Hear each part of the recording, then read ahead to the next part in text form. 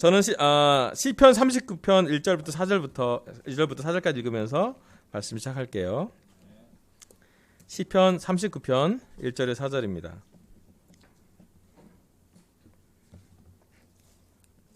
오늘은 좋은 소식도 많았고 또 교재도 조금 길어서 말씀하는 시간 좀 줄이도록 하겠습니다. 시편 39편 1절에 4절 제가 읽을게요.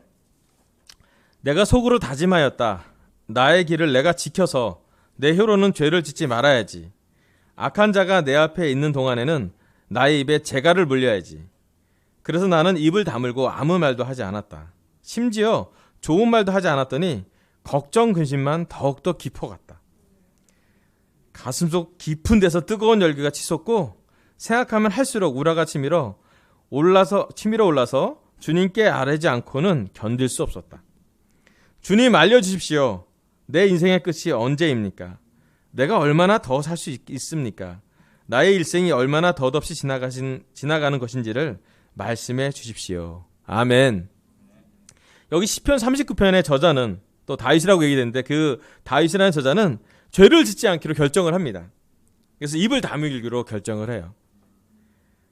그런데 혀로 죄를 짓지 않으려고 입을 담았더니 말을 안 했더니 어떤 일이 벌어지냐면 심지어 좋은 말도 하지 않았더니 걱정 근심이 많이 커졌대요.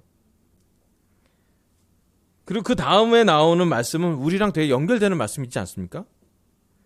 가슴속 깊은 데서 뜨거운 열기가 치솟고 생각하면 할수록 우라가 치밀어 올라서 여러분 그 느낀 거 있지 않습니까 요즘?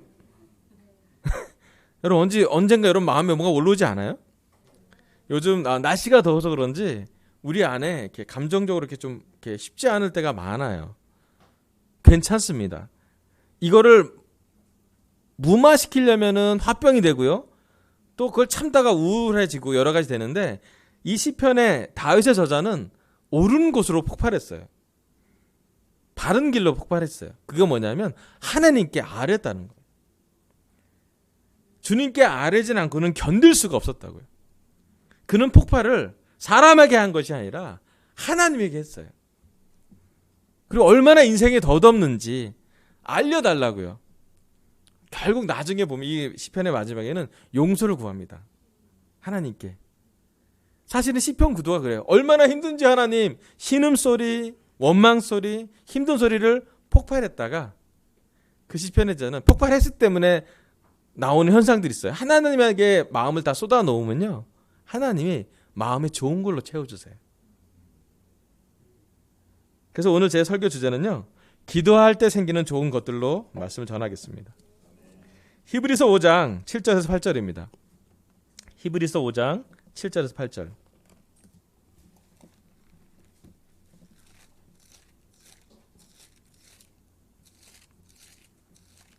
자, 제가 읽어볼게요. 예수께서 육신으로 세상에 계실 때 자기를 죽음에서 구원할 수 있는 분께 큰 부르짖음과 많은 눈물로써 기도와 탄원을 올리셨습니다. 하나님께서는 예수의 경외심을 보시어서 그 간구를 들어주셨습니다. 그는 아드님이시지만 고난을 당함으로써 순종을 배우셨습니다. 아멘. 여러분 예수님이 육신으로 이 세상에 같이 계실 때 저희와 똑같이 배고픔을 느끼고 피곤을 느끼고 물을 마셔야 되고 잠을 주무셔야 될 때 그때 예수님은 기도와 탄원을 많은 눈물과 큰 부르짖음으로 올렸다고 합니다. 사실 히브리서를 썼던 저자가 예수님이 이 땅에 우리와 함께 계실 때 그가 어떻게 기도했는지를 설명하는 부분이 있습니다. 예수님이 힘드셨습니다. 예수님은 많은 오병이어라는 큰 기적도 했지만요. 많은 아픈 사람을 낫기도 했지만 실제로 예수님의 삶에는 힘든 것들이 연속이었던 것 같아요. 늘 아픈 사람이 예수님 주위에 있었고요. 늘 교만한 사람이 예수님 주위에 있었고요. 믿는 사람보다는 믿으려고는 하지만 잘 깨달음이 늦어지는 제자들이 끊임없이 예수님 주위에 있었습니다. 근데 예수님은요. 사람들한테 모든 걸 맡기는 것이 아니라 그 감정을, 그 상태를 갖고 눈물과 부르짖음을 통해 하나님께 갔어요. 큰 부르짖음과 눈물은 힘들 때 나오는 것입니다. 그래서 혹시 우리 강사들 이 자리에 앉아있으니 힘든 분이 있다면 잘 오셨어요. 어려움이 처한 분이 있다면 잘 오셨어요. 고난이 있는 사람한테는 잘 오셨어요.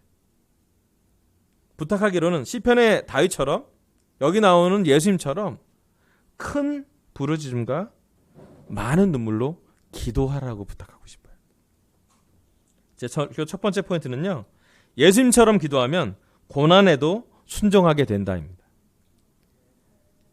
여러분 예수님은 고난 중에서 기도했고 억울할 때 기도했고 부르짖었고 우셨어요. 하지만 예수님의 기도는 점점점 겟세마네 기도로 올라가게 됩니다. 예수님의 뜻을 관철하는 기도를 시작했다면, 예수님의 요청을 들어주는 하나님에게 부르짖음을 했던 것을 시작했다면, 예수님의 기도의 마지막 부분은 좀 더 성숙한 예수님의 기도는 어떻게 되냐면 내 뜻대로 하지 마시고 하나님의 뜻대로 이루어 달라는 기도로 마무리됩니다. 참 예수님이 기도에서도 성장한 것을 볼 수가 있습니다. 처음에 예수님이 했던 주기도문에서 하늘의 뜻이 이 땅에 이루어지려고 기도하는 것도 있지만 점점점 예수님이 겟세마네 동산의 기도를 가면서 내 뜻이 아니라 하나님의 뜻이 이루어달라고 더 개인화시켜서 자기의 감정을 몰입해서 울면서 땀이 피로 흐를 정도로 스트레스 가운데서 그는 기도하게 됩니다. 여러분 우리가 기도를 배운다는 건 아주 좋은 거고 어떻게 보면 아주 놀라운 것인데 또 한편으로 보면 아주 어려운 겁니다. 아마 여기 앉아 계시는 오래된 제자들은 다 이해하시겠지만 쉬운 기도의 파트는 이미 지났다고 볼 수 있어요. 기도하면 응답을 받았기 때문에 너무 거기서 오는 좋은 선순환을 우리는 경험해 본 적이 있습니다. 기도했더니 주위 사람들이 초대가 되고, 기도했더니 사역꾼과 움직이고, 기도했더니 세례가 나오고, 기도했더니 내가 승진을 하고, 막 여러 가지 좋은 선순환으로 기도하는 우리나라 전통 기도 방식, 구복 기도 방식, 복을 주기를 바라는 방식으로 우리는 기도를 많이 해본 적이 있어요. 그런데 이 믿음으로는 더 높은, 더 성장한 성숙한 믿음으로 가지 못합니다. 거기에 머물 수밖에 없어요. 하지만 예수님이 기도를 부르짖었을 때 응답하지 않을지라도 그가 어떻게 기도했고 거기에 대해서 그가 어떻게 순종한지를 우리에게 보여주셨어요. 우린 그것이 겟세마네 동산의 기도라고 하고요. 우린 그것을 십자가의 기도라고 합니다.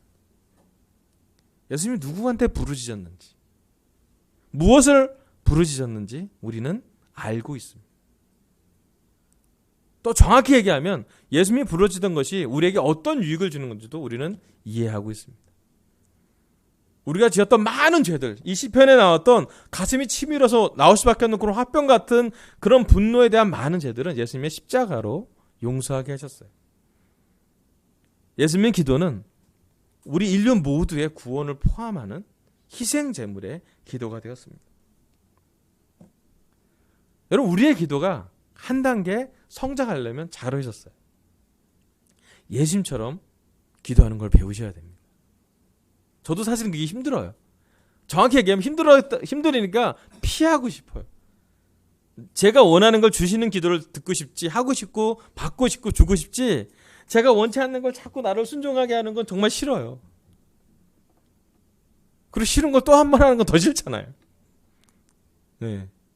그런데요, 하나님은요, 우리가 싫은 것을 통해서 예수님을 닮아가는 것을 보고 계시고, 날마다 우리 자신을 부인하고 십자가를 지고 예수님을 따라가는지를 되게 중요시 여겨요. 여러분 우리가 힘들 때 두렵지만 누군가를 위해서 기도한다는 건 그 사람한테 정말 중요한 일이에요. 너무 피곤한데 서역구부를 가는 우리 동현이의 발길이 중요해요.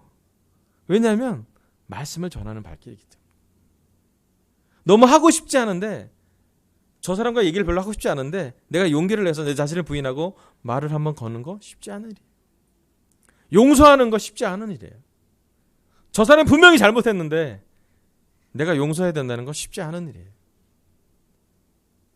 또 내 스타일에 맞지 않는 사람과 대화하는 거, 말을 섞는 거 쉽지 않은 일이에요. 그런데 그것이 우리의 기도의 싸움이야.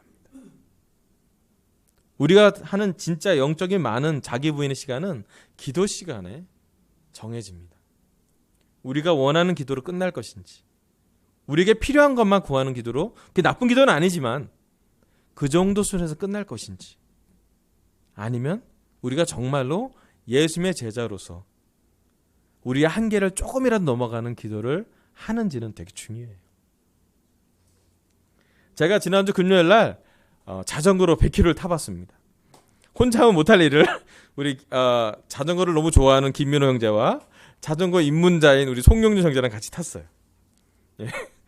공교롭게도 그날 저기 서쪽으로 가는 팀이 있고 동쪽으로 가는 팀인데, 서쪽으로는 우리 현욱 형제랑 영혁 형님이랑, 거기는 펀타임 재밌는 시간 자전거 라이딩, 물에 먹고 오는 너무 좋은 한 반나절 라이딩. 예, 저희는 훈련의 라이딩. 7시간 반을 앉아 있어야 되고 예, 예, 10km 가면 물을 마시고, 그러다 보니까 가는 건 너무 좋고, 초계곡 순간 8단까지 갔으니까요, 목동에서. 너무 좋아요. 그런데 돌아올 때 한 90km 됐는데 너무 싫어요. 20km 나머지, 저는 110km 탔는데 20km 너무 힘들어요. 땀도 너무 나고, 저희가 그때 오며 가면 물을 4리터를 먹었어요. 그래도 화장실 거의 안 가죠. 다 땀이래요. 그런데 그 마지막에 여기 양화 1호점에서 딱 앉아서 우리 마지막 물 좀 마시고 가자. 집에 가는 이제 5km 남은 시간. 그때 용준이랑 저랑 나눴던 대화가 뭐냐면, 용준아 어때? 그랬더니 이미 100km를 넘었잖아요.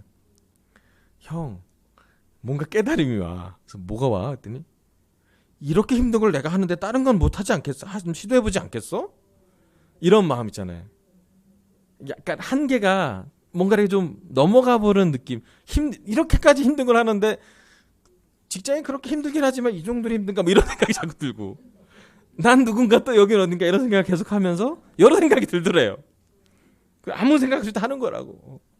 내일 직장 걱정은 내일 걱정하고, 오늘은 여기 한 번 발 한 번 내밀어서 한 번 돌아가는 거, 그 인생 같아요. 여러분, 예수님이 기도하면서 얼만큼 그가 자기를 극복해 나가는지, 수없이 많은 억울함, 한 명도 이해해주지 않은 외로움, 영적으로 얘기해도 듣지 않는 딱딱한 사람들의 마음들을 보고 예수님은 얼마나 실망했을까요? 사람들의 마음을 아니 더 실망했겠죠. 우리는 몰라서 덜 실망할 수도 있겠지만. 그런데 예수님은 기도로서 그걸 넓혔어요. 고난 중에서도 그는 순종했대요. 우리는 고난이 오면 반항하고요, 고난이 오면 피하고 싶고요, 고난 중에 막 부르짖게 급급하고 말아요. 신음을 내다가 막 죽을 것 같은 생각이 들어요. 하지만 그 죽을 것 같은 훈련 중에 그 할딱고개를 지나면 영적으로 새로운 다른 게 좀 펼쳐집니다. 이제 용준이가 이제 그런, 내가 우리는 아유고개를 지났기 때문에 저기 천호동에서 저기 하남시 넘어가는데 아유고개라고 3단 그게 어필이 있거든요. 그걸 거기에 넘어갔기 때문에 그 아유 소리가 나요. 막 이 소리가 나요. 힘들거든. 거기서 계속 내리고 싶은 유혹을 받아요. 내려서 끌고 올라가고 싶은 유혹을. 근데 그거를 지나간 사람은 이건 생각해요. 이제 초급자는 지났다 생각이 들어요. 이제 자전거를 타면서 중급자까지는 가겠구나 생각을 해요. 그리고 100km라는 상징적인 세 자리 숫자를 걸어보면 사람이 그런 거야 라고 되게 돼요.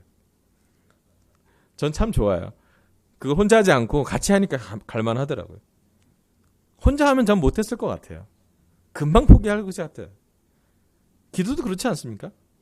혼자 하면 힘들어도 같이 하면 어려운 게 지나가고, 나도 모르게 그 환경, 공동체가 좋아서 내 영역이 넘어가는 것도 경험하게 됩니다. 여러분, 예수님은 예수님처럼 기도하면 고난에도 순종하게 되는 것을 배우게 됩니다. 아멘. 여러분, 우리도 예수님처럼 큰 부르짖음과 많은 눈물로 기도해도 그 고난의 상태에서 순종으로 우리의 마음이 성장했으면 좋겠고, 그렇게 기도를 배우면 좋겠습니다. 아멘. 설교 마치겠습니다. 감사합니다.